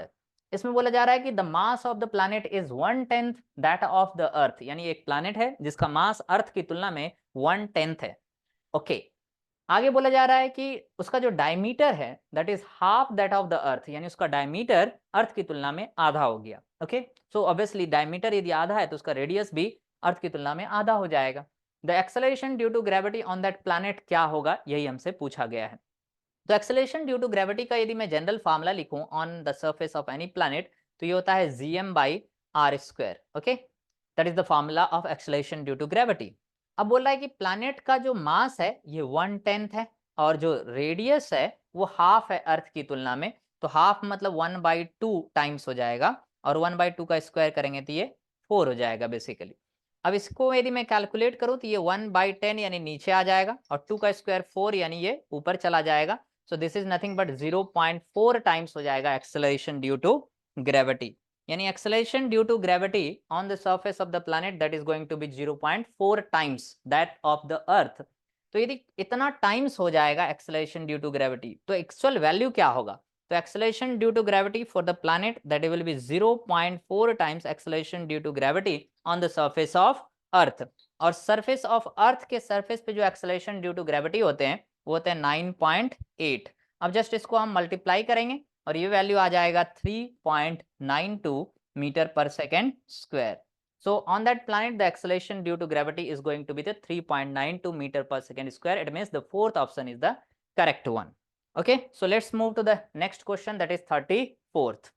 इस क्वेश्चन में बोला जा रहा है कि in the following figure the equivalent capacitance between the A and B is what? जैसा कि सर्किट देखते ही हमें पता चल रहा है कि ये एक व्हीटस्टोन ब्रिज का बैलेंस्ड ब्रिज है, तो C1/C2 एंड C3/C4 इक्वल आ रहा है, तो इसको हम C5 को रिमूव कर देते हैं, और जैसे इसको रिमूव करते हैं ये दोनों सीरीज में आ गया। सीरीज में 2 और 2 का सीरीज में आधा हो जाता है, यानी 1 हो जाएगा। नीचे भी ये 2 और 2 का 1 हो जाएगा। ओके, और 1 और 1 जो है ये पैरेलल में है तो ऐड हो जाएगा, यानी 2 हो जाएगा। तो ये वर्बल क्वेश्चन था, so first option is the correct one in this case. Let's proceed to the question number 35। इस क्वेश्चन में बोला जा रहा है कि a thin spherical cell is there, it charged with some source and potential difference between the point C, यानी C point और P point के बीच में पोटेंशियल डिफरेंस पूछे जा रहा है। बहुत ही बेसिक सा क्वेश्चन है कि कोई भी यदि कंडक्टर है और उसको हमने चार्ज कर दिया है, तो उसके अंदर में पोटेंशियल उतना ही होता है, V inside is same as the V on the surface. तो सेंटर भी अंदर में ही हुआ, यानी सेंटर पे पोटेंशियल और P पॉइंट पे पोटेंशियल बराबर होगा, क्योंकि सेंटर अंदर में है और अंदर में पोटेंशियल उतना ही होता है जितना सरफेस पे होते हैं। So potential at the centre and potential at P point are equal. तो पोटेंशियल का डिफरेंस क्या होगा, 0 हो जाएगा, क्योंकि पोटेंशियल डिफरेंस पूछा जा रहा है, C और P पे पोटेंशियल बराबर होते हैं। So fourth option is the correct one. Let's proceed to the next question. Again हमें यहाँ पर वेलोसिटी वर्सेस टाइम का ग्राफ दिया हुआ है और हमसे एक्सेलरेशन वर्सेस टाइम का ग्राफ पूछा है। बहुत ही आसान सा क्वेश्चन। तो इस तरह के क्वेश्चन में हम जस्ट स्लोप देखते हैं। तो यदि मैं इस क्वेश्चन में पहले स्लोप की चर्चा करूं तो यहाँ पर जो स्लोप है, शुरुआत में स्लोप वेलोसिटी वर्सेस टाइम में ये स्लोप पॉजिटिव है और स्लोप ही बताता है हमें acceleration. So acceleration is nothing but dv by dt, that is nothing but dy by dx को स्लोप बोलते हैं। तो vt ग्राफ में जो स्लोप होगा वो बेसिकली इनडायरेक्टली एक्सेलरेशन को बता रहा होगा। तो शुरुआत में स्लोप पॉजिटिव है, तो शुरुआत में पॉजिटिव है तो एक्सेलरेशन भी पॉजिटिव होगा। तो इस मोमेंट के लिए जब तक ये वाला ग्राफ है, till that moment will have positive acceleration, और उसके बाद फिर वेलोसिटी कांस्टेंट हो गया, इसका मतलब एक्सेलरेशन फिर 0 हो जाएगा, और फिर नेगेटिव स्लोप हो गया तो एक्सेलरेशन नेगेटिव हो जाएगा, तो नीचे चला जाएगा, which you can visualise in the third option. क्योंकि पहले प्लस में एक्सेलरेशन था, फिर माइनस में चला गया, और बीच में एक्सेलरेशन 0, क्योंकि वेलोसिटी कांस्टेंट तो acceleration 0। Let's proceed to the next question, that is question number 37। इसमें बोल रहा है कि the mass of the bob in a simple pendulum is increased to thrice as its mass. यानी एक पेंडुलम जो है, उस पेंडुलम का जो यहाँ पे बॉब का मास है, इसको 3 गुना कर दिया गया। So mass is increased to 3 times. और उसके बाद जो लेंथ है, and length is made its half of original value, यानी लेंथ को हाफ कर दिए। तो लेंथ को यदि हम आधा कर दिए, इसका मतलब 1/2 टाइम्स कर दिए लेंथ को। Okay, so that is nothing but length. तो हमसे पूछ रहा है कि टाइम पीरियड हो गया x/2 टाइम्स, तो x की वैल्यू क्या होगा।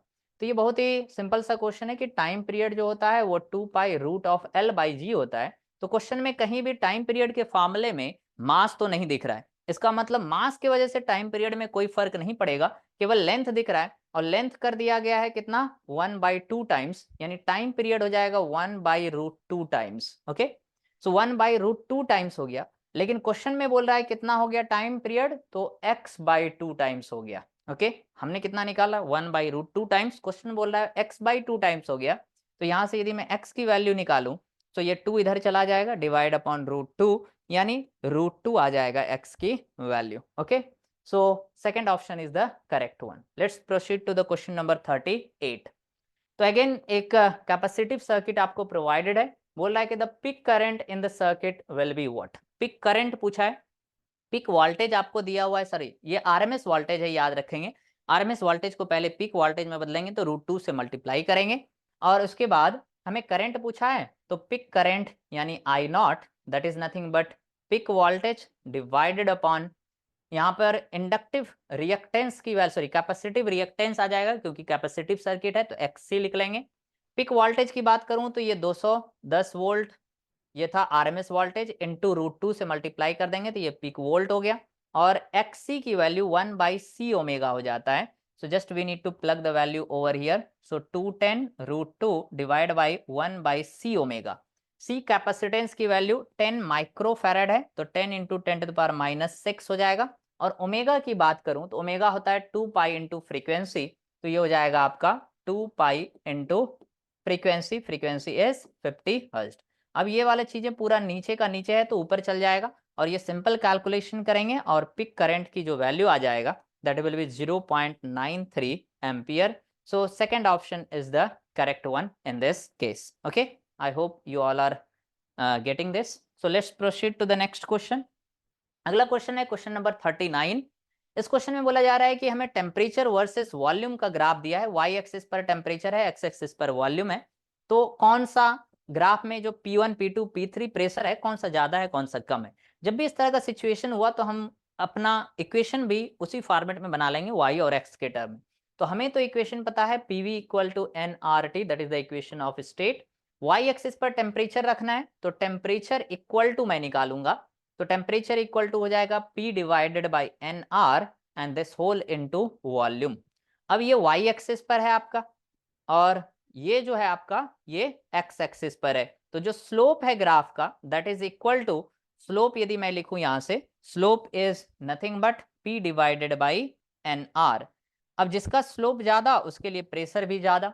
तो एज यू कैन सी यदि मैं स्लोप हर डॉटेड लाइन का देखूं तो P1 के लिए स्लोप ज्यादा है, तो ये स्लोप ज्यादा तो उसका प्रेशर भी ज्यादा, तो P1 सबसे ज्यादा है और P3 सबसे कम है। So P1 is more than P2 than P3, so fourth option is the correct one.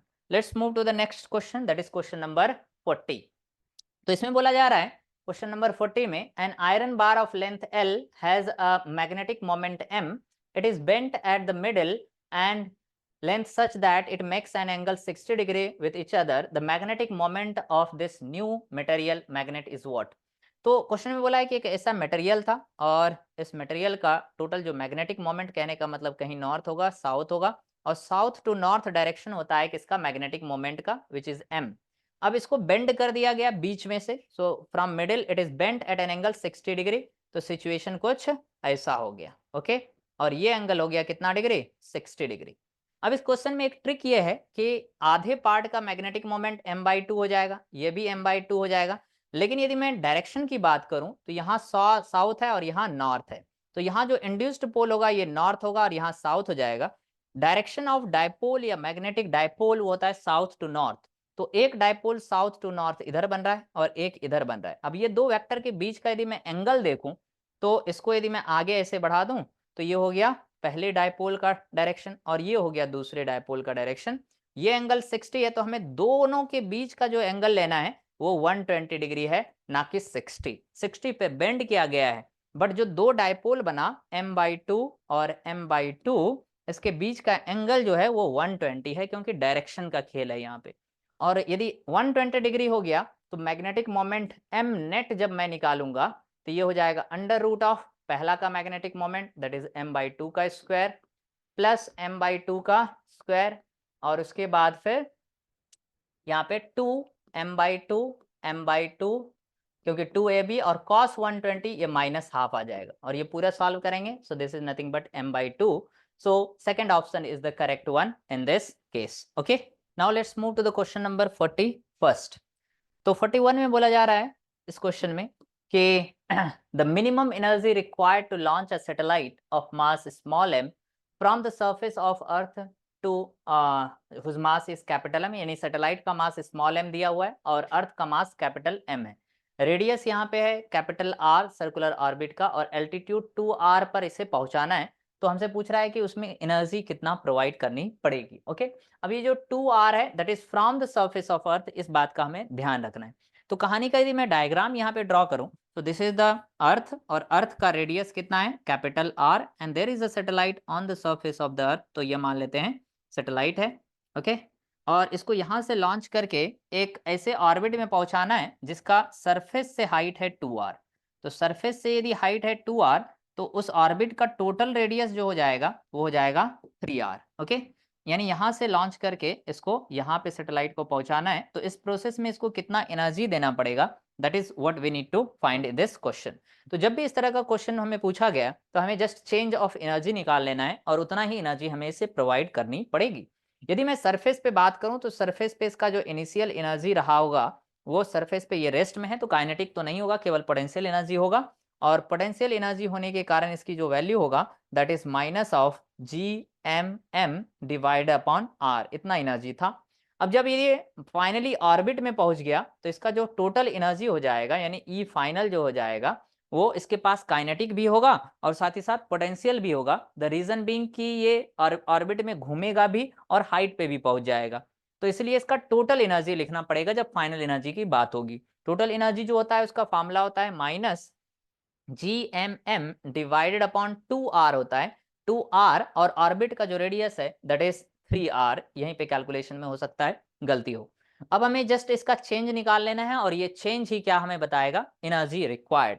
तो एनर्जी रिक्वायर्ड की यदि मैं बात करूं यहाँ से तो डेल्टा E निकल जाएगा, दोनों में यदि मैं कॉमन ले लूं तो that is nothing but Gmm and then divide upon r, common आ गया और क्या बच जाएगा, तो फाइनल माइनस इनिशियल यदि मैं करूंगा तो ये हो जाएगा आपका 1 माइनस ऑफ 1/6 हो जाएगा, ओके। क्योंकि 3 × 2 ये 6 बन जाएगा और यहाँ तो 1 था वो कॉमन ले लिया हमने, सो ये जो वैल्यू आ रहा है that is nothing but 5/6 GMM divide upon R. So that is the energy required which we need to provide the satellite in order to launch from the surface to an orbit whose height from the surface is 2r. तो ये option हमारा match कर रहा है first option के साथ. सो first option is the correct one in this case 5/6. अगला जो क्वेश्चन है 42nd क्वेश्चन, इसमें बोला जा रहा है a parallel plate capacitor is charged by connecting it to a battery through a resistance. Okay, तो एक पैरेलल प्लेट कैपेसिटर है और इसको हम चार्ज कर रहे हैं विद द बैटरी. ऐसे बैटरी से जोड़ के इसको चार्ज किया जा रहा है. ओके, अब बोला जा रहा है कि if I is the current in the circuit then the gap between the plate then in the gap between the plate, यानी दो प्लेट के बीच में जो गैप है उसमें करंट क्या होगा. यानी वायर में करंट तो I है, तो इसमें करंट क्या होगा. तो जो गैप में करंट होता है, ये टॉपिक बेसिकली इलेक्ट्रोमैग्नेटिक वेव के डिस्प्लेसमेंट करंट के कॉन्सेप्ट से है. तो वायर में जो करंट होते हैं उसको हम कन्वेंशनल करंट बोलते हैं, और जो between the plate of capacitor है वहां जो स्पेस में करंट फ्लो करते हैं, so that current is known as a displacement current. और डिस्प्लेसमेंट करंट बराबर होता है कन्वेंशनल करंट का, यानी वायर में जो करंट है वही बन जाता है डिस्प्लेसमेंट करंट इस केस में. तो यहाँ पर यदि करेक्ट ऑप्शन की बात करूं तो सेकंड ऑप्शन करेक्ट हो जाएगा. Displacement current of magnitude equal to the current which flows in the same direction in the wire. यानी डिस्प्लेसमेंट करंट और कन्वेंशनल करंट जो है सेम डायरेक्शन में होगा, डायरेक्शन इसका आगे की तरफ और कन्वेंशनल करंट का भी आगे की तरफ. तो ID यानी डिस्प्लेसमेंट करंट और कन्वेंशनल करंट की वैल्यू इक्वल है और सेम डायरेक्शन में है. मैग्नीट्यूड भी इक्वल है, डायरेक्शन भी सेम होता है. तो सेकंड ऑप्शन इसमें करेक्ट हो जाएगा. Let's move to the question number 43. बोला the property which is not of an electromagnetic wave travelling in free space. कौन सा प्रॉपर्टी इलेक्ट्रोमैग्नेटिक वेव के लिए नहीं है यहाँ पे, यानी गलत प्रॉपर्टी है, वही बताना है. पहला बोल रहा है कि इलेक्ट्रोमैग्नेटिक वेव जो होते हैं वो ट्रांसवर्स इन नेचर होते हैं. बात सही बोला जा रहा है, ट्रांसवर्स होते हैं इलेक्ट्रोमैग्नेटिक वेव, मतलब लाइट को आप ट्रांसवर्स वेव के जैसा ट्रीट करते हैं. दूसरा जो statement the energy density in an electric field is equal to the energy density in the magnetic field, ये बात भी बोल रहा है. Law of equipartition of energy बोलता है कि इलेक्ट्रिक फील्ड में और मैग्नेटिक फील्ड में एनर्जी जो होता है वो इक्वली डिवाइडेड होते हैं. थर्ड ऑप्शन की यदि हम बात करें तो इसमें बोल रहा है they travel with a speed which is equal to 1/रूट of mu naught into epsilon naught. ये बेसिकली सी का फार्मूला होता है, that is speed of light. तो ये भी सही बोल रहा है. और फोर्थ ऑप्शन की बात करें तो they originate, they means the electromagnetic wave you can consider over here, they originate from a charge moving with uniform speed. ये यूनिफॉर्म शब्द लिख के गलत बोल दिया, यानी ये फॉल्स स्टेटमेंट हो जाएगा फोर्थ वन. क्यों? क्योंकि जो इलेक्ट्रोमैग्नेटिक वेव जनरेट होते हैं वो यूनिफॉर्म स्पीड से मूव करते हुए चार्ज के कारण नहीं होते हैं, वो तो वेरिएबल स्पीड से मूव करते हुए चार्ज के कारण होते हैं. यानी चार्ज में कुछ ना कुछ एक्सेलरेशन होना चाहिए, तो इसको बोलते हैं कि accelerating charge basically produces what, the electromagnetic wave. तो यूनिफॉर्म स्पीड से मूव करने पे केवल इलेक्ट्रिक और मैग्नेटिक फील्ड प्रोड्यूस तो होगा, लेकिन वो फील्ड मूव करते नहीं है, वो केवल स्टेशनरी इलेक्ट्रिक और मैग्नेटिक फील्ड होते हैं. तो फोर्थ ऑप्शन यहाँ पे गलत हो गया, आपसे इनकरेक्ट ही पूछा था. Let's move to the 44 number question. बोला है a metallic bar of Young's modulus is provided to us and coefficient of linear expansion is also given. Length दिया हुआ है इसका 1 मीटर है, एरिया ऑफ क्रॉस सेक्शन भी प्रोवाइडेड है, और इसको हीट किया गया 0 से लेकर के 100 डिग्री सेल्सियस तक. अब बोल रहा है कि इसमें कंप्रेसिव फोर्स कितने डेवलप होंगे. तो ये कहानी बेसिकली सिचुएशन कुछ ऐसा है कि suppose there is a rod between the two wall और इसको यहाँ से हीट किया जा रहा है. तो जैसे ही हीट करेंगे तो ये जो रॉड है ये फैलने की कोशिश करेगा, एक्सपैंड करने की कोशिश करेगा, बट वॉल जो है इस पे नॉर्मल रिएक्शन फोर्स लगाएगा. तो उसी फोर्स को कंप्रेसिव फोर्स यहाँ पे बोला जा रहा है और उसकी वैल्यू हमसे पूछा जा रहा है. तो ये टॉपिक है बेसिकली थर्मल स्ट्रेस का, और थर्मल स्ट्रेस का जो वैल्यू होता है ये होता है वाई अल्फा डेल्टा टी. तो that's the formula of thermal stress. लेकिन थर्मल स्ट्रेस ना पूछ करके थर्मल फोर्स पूछा है, तो स्ट्रेस को हम फोर्स अपॉन एरिया लिखेंगे और वो एरिया को इधर राइट साइड में मल्टीप्लाई कर देंगे, तो ये हो जाएगा Y A alpha delta T. Now let's just plug all the value. Young's modulus की वैल्यू आपको गिवन है 0.5 10 टू द पावर 11. यदि मैं एरिया की बात करूं तो एरिया भी यहां पर गिवन है, that is 10 to the power -3. उसके बाद यदि अल्फा की बात करूं, coefficient of linear expansion that is also provided, that is 10 to the power -5. और डेल्टा टी जो है वो 100 डिग्री सेल्सियस है, 0 से 100 तक हीट किया गया है. तो इसको यदि मैं पूरा सॉल्व करूं, सो दिस इज नथिंग बट यहाँ से हमें पावर दिख रहा है this will be 50 into 10 to the power 3 Newton, and that's the formula, or that's the value of the compressive force in this case by the wall. Okay, तो compressive force ही आपसे यहाँ पे कितना डेवलप हो रहा है वही पूछा था, सो सेकंड ऑप्शन करेक्ट हो जाएगा 50 into 10 to the power 3 newton. Let's move to the next question, question number 45। Question number 45 diode based question है, और इसमें बेसिकली व्हीटस्टोन ब्रिज के भी कुछ डायग्राम मैच करता हुआ दिख रहा है। बोला है choose the correct circuit which can be achieved by for a balanced bridge. कौन सा ब्रिज यहाँ पर बैलेंस्ड ब्रिज हो सकता है, करेक्ट ऑप्शन कौन सा है वही चूज करना है। तो इस तरह के क्वेश्चन में हम करते क्या है, जो डायोड होना चाहिए उसमें करंट तभी फ्लो करेगा जब वो फॉरवर्ड बायस में होगा। तो पहली कहानी तो वो फॉरवर्ड बायस में होनी चाहिए। तो यदि मैं पहले को चेक करूं तो ये प्लस टर्मिनल है, और ये प्लस यहाँ डायोड के प्लस से कनेक्टेड है, और माइनस माइनस से कनेक्टेड है, तो ये तो फॉरवर्ड बायस है। ओके, दूसरे में यदि मैं बात करूं तो ये फॉरवर्ड तो है, प्लस प्लस से कनेक्टेड है, लेकिन इसके पैरेलल में यदि मैं जोड़ दूं तो 10/10 1 हो जाएगा, तो इधर 15 है तो इधर भी 15 आना चाहिए। अब पैरेलल में यदि 5 है और कोई और रेसिस्टेंस आया तो इक्विवेलेंट तो 5 से कम हो जाएगा, यानी 15 तो यहाँ पे आना संभव नहीं है। तो 10/10 तो 15/15 लाना है, जो कि यहाँ पैरेलल कॉम्बिनेशन में तो वैल्यू कम हो जाती है, 5 से कम हो जाएगी, तो यहाँ पर तो वो वैल्यू लाना संभव नहीं होगा। It means this is not possible. इसमें यदि मैं बात करूं तो यहाँ प्लस जो है माइनस से कनेक्टेड है, तो रिवर्स बायस कनेक्शन हो गया, तो ये तो ऑलरेडी संभव नहीं होगा।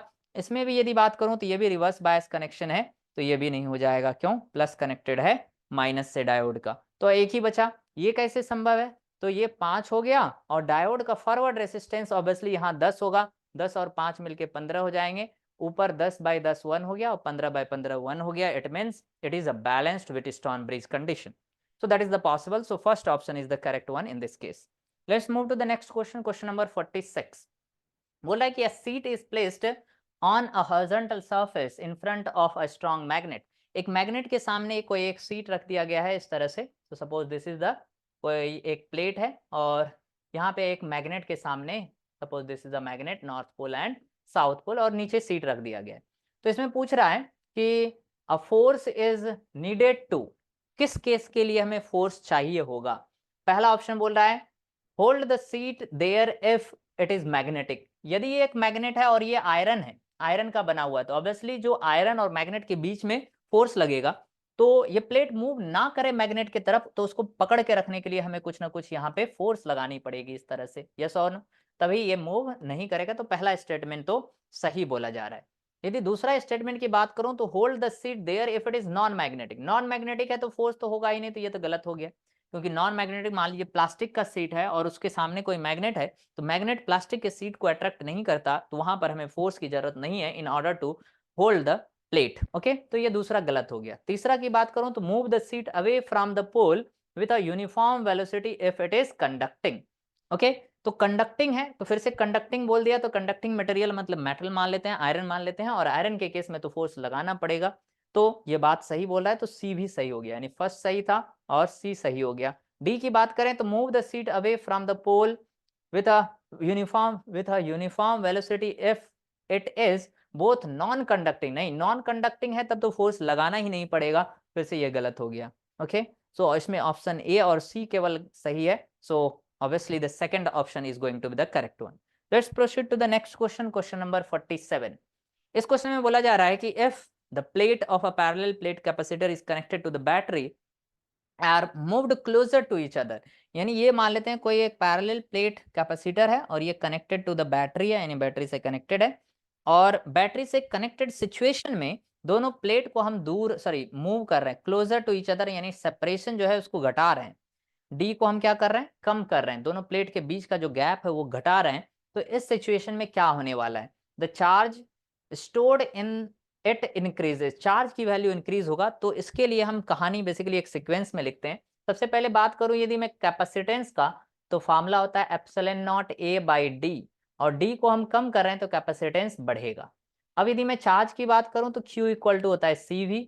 अच्छा, सी की वैल्यू बढ़ रहा है, वी तो कांस्टेंट रहेगा क्योंकि बैटरी से कनेक्टेड है, anything connected to any capacitor connected to battery, it means the potential difference is going to be the constant. Potential difference यहाँ कांस्टेंट रहेगा, तो V is going to be the constant one, ये constant रहेगा। लेकिन C की value जैसा कि हमें पता है कि बढ़ रहा है तो चार्ज भी बढ़ेगा, तो पहला ऑप्शन तो सही बोल रहा है कि the charge stored in it increases. हाँ, सो सेपरेशन को कम करने से चार्ज स्टोर्ड इंक्रीज हो जाएगा। दूसरा बोला है the energy stored in it decreases. अच्छा, एनर्जी स्टोर्ड की यदि मैं बात करूं तो ये होता है हाफ सी वी स्क्वायर। सी तो कांस्टेंट है, सॉरी वी कांस्टेंट है, लेकिन सी बढ़ रहा है तो यू भी बढ़ेगा, यानी एनर्जी स्टोर्ड बढ़ेगा। तो दूसरा ऑप्शन तो गलत हो गया, डिक्रीज नहीं होगा। कैपेसिटी इंक्रीज हो रहा है तो एनर्जी स्टोर्ड भी इंक्रीज होगा। तीसरा की बात करूं तो बोल रहा है इट्स कैपेसिटेंस इंक्रीजेस। हाँ, कैपेसिटेंस तो बढ़ रहा है तो दिख ही रहा है। फोर्थ की बात करूं the ratio of charge to its potential remains the same. तो चार्ज अपॉन पोटेंशियल की बात बोला जा रहा है। चार्ज अपॉन पोटेंशियल यदि मैं निकालूं इस फॉर्मूले से तो ये कैपेसिटेंस के बराबर है, और कैपेसिटेंस कांस्टेंट नहीं है, ये तो बढ़ रहा है, तो इसका मतलब ये गलत बोला जा रहा है। यदि मैं ई की बात बोलूं तो ये बोला है the product of charge end voltage increase. Charge और वोल्टेज का जो प्रोडक्ट है, चार्ज एंड वोल्टेज का जो प्रोडक्ट है, दिस प्रोडक्ट विल इंक्रीज। तो बात तो यहाँ पे सही बोला जा रहा है, क्योंकि चार्ज इंक्रीज कर रहा है लेकिन वोल्टेज कांस्टेंट है, तो ये जो प्रोडक्ट है ये भी क्या होगा, बढ़ेगा। So this statement is true. तो ए सही है, सी सही है और ई भी सही है। तो A, C and E only. So second option is the correct one. Let's move to question number 48।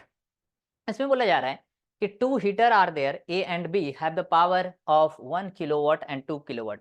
पहले हीटर का पावर दिया हुआ है 1 किलोवाट, दूसरे हीटर का पावर दिया हुआ है, यानी P1 और P2 आपको प्रोवाइडेड है। Those two are first connected in series. पहले दोनों को सीरीज में हमने जोड़ दिया दोनों को, और फिर दोनों को किस में जोड़ दिया, पैरेलल में जोड़ दिया। The ratio of power output 4। तो यहाँ पे कॉम्बिनेशन ऑफ पावर का हमें जस्ट फॉर्मूला लगाना है। यदि सीरीज में है तो 1/P इक्विवेलेंट इक्वल टू हो जाएगा 1/P1 प्लस 1/P2, यानी फर्स्ट केस में हो जाएगा 1/P मान लेते हैं, तो ये 1/1 प्लस 1/2 करके यहाँ से P आ जाएगा। सेकंड केस की बात करूं तो उसको पैरेलल में कनेक्ट किया गया तो P डैश मान लेता हूं, तो ये जस्ट जुड़ जाएगा 1 प्लस 2 यानी 3 हो जाएगा। ओके, तो पहले केस में पावर यहाँ जो आया और दूसरे केस में जो पावर आया उसका जस्ट हम रेशियो निकालेंगे, and this ratio is going to be the 2:9। बहुत ही सिंपल सा कॉम्बिनेशन ऑफ पावर के कॉन्सेप्ट पे बेस्ड था। Let's move to the question number 49। बोल रहा है कि a small telescope is there whose objective has the focal length. यानी टेलीस्कोप में जो ऑब्जेक्टिव लेंस है, जो ऑब्जेक्ट के तरफ है, उसका फोकल लेंथ प्रोवाइडेड है। तो इसको जनरली हम f0 से लिखते हैं। Focal length of objective lens that is nothing but 140 centimetre, and the eye piece has the focal length, यानी आंख के तरफ जो लेंस है उसका जो फोकल लेंथ है that is equal to 5 centimetre, 5 centimetre है। तो आपसे पूछ रहा है magnifying power of the telescope for a viewing at a distant object. Distant object इसी को बोलते हैं रिलैक्स्ड विजन या फिर लॉन्ग डिस्टेंट विजन। तो इस केस में जो एंगुलर मैग्निफिकेशन आता है, angular magnification of the telescope या magnifying power of the telescope, ये जो फॉर्मूला होता है ये होता है f0/fe। जस्ट हमें वैल्यू प्लग करना है यहाँ पे। तो f0 की वैल्यू 140 है और fe की वैल्यू 5 है, और ये जब हम कैलकुलेट करेंगे so after cancelling we will get the angular magnification और magnifying power to be equal to 28। So second option is going to be the correct one. Let's proceed to the next question, that is question number 50। इस question में बोला जा रहा है कि the force defined by a formula. सो एक फार्मूले से फोर्स को डिफाइन किया गया है, यानी फोर्स का एक इक्वेशन गिवन है हमें। Okay, in terms of time, obviously the force is a function of time in this equation. बोल रहा है कि अ पार्टिकल, हाँ, इन terms of time is given the factor which is dimensionless. यहाँ पे अल्फा और बीटा के टर्म में कौन सा ऑप्शन डायमेंशनलेस होगा वही पूछा है। डायमेंशनलेस करने का सबसे बेसिक तरीका ये है कि दो चीजों को डिवाइड कर दिया जाए, क्योंकि दोनों का यूनिट जब डिवाइड हो जाएगा तो वो एक रेशियो बन जाएगा, और रेशियो जनरली डायमेंशनलेस होंगे। तो यहां से यदि मैं कैलकुलेट करूं, सबसे पहले जो फोर्स होगा, फोर्स का डायमेंशन वो अल्फा टी स्क्वायर के बराबर होगा। प्रिंसिपल ऑफ होमोजेनिटी के स्टेटमेंट से the quantity which are equated has the same dimension, यानी अल्फा टी और फोर्स का डायमेंशन सेम होगा। सो एफ का डायमेंशन अल्फा टी के इक्वल होगा। It is not the equal but equivalent you can say. तो यहां से अल्फा का जो डायमेंशन आएगा that is nothing but how much, alpha T, yes. या फिर आप ऐसा भी कर सकते हैं, इतना मेहनत ना करके डायरेक्टली डिवाइड कर दीजिए। इसका जो डायमेंशन है फोर्स है, इसका भी डायमेंशन क्या है, फोर्स। तो डायमेंशन लेस बनाने का तरीका क्या हुआ, अल्फा टी स्क्वायर ये फोर्स है, और दूसरा भी क्या है डायमेंशन लेस, यानी बीटा टी ये भी फोर्स है। So this is force and this is force. Force और फोर्स का यूनिट कैंसिल हो जाएगा तो ये डायमेंशन लेस बन जाएगा। यदि मैं एक टी को यहाँ से कैंसिल करूं तो ऊपर बचेगा एक टी, टी और टी का स्क्वायर कैंसिल होगा तो alpha T divide by beta. So this is a quantity, suppose x, and x quantity over here will be a dimensionless quantity. क्योंकि अल्फा टी स्क्वायर का डायमेंशन है force और beta T का भी force है, force और force cancel हो जाएगा तो डायमेंशन लेस बन जाएगा। तो इस क्वेश्चन में जस्ट हमें दोनों को डिवाइड करना था और डिवाइड करने के बाद यहाँ आ रहा है alpha T by beta, so this is a parameter which is will be dimensionless, so second option is going to be the correct one. So this was all about the 50 question of NEET 2024 paper. I hope the paper was in between, you can say, the moderate level and the logical paper, you can say. So analysis करने के बाद हमें पता चलता है कि paper जो है वो मॉडरेट लेवल की कैटेगरी में आ सकते हैं, क्योंकि कुछ क्वेश्चन थ्योरेटिकल भी थे और थोड़ा सा कंफ्यूजिंग भी था। So let's end it over here और मिलते हैं फिर नेक्स्ट सेशन में। So thank you very much.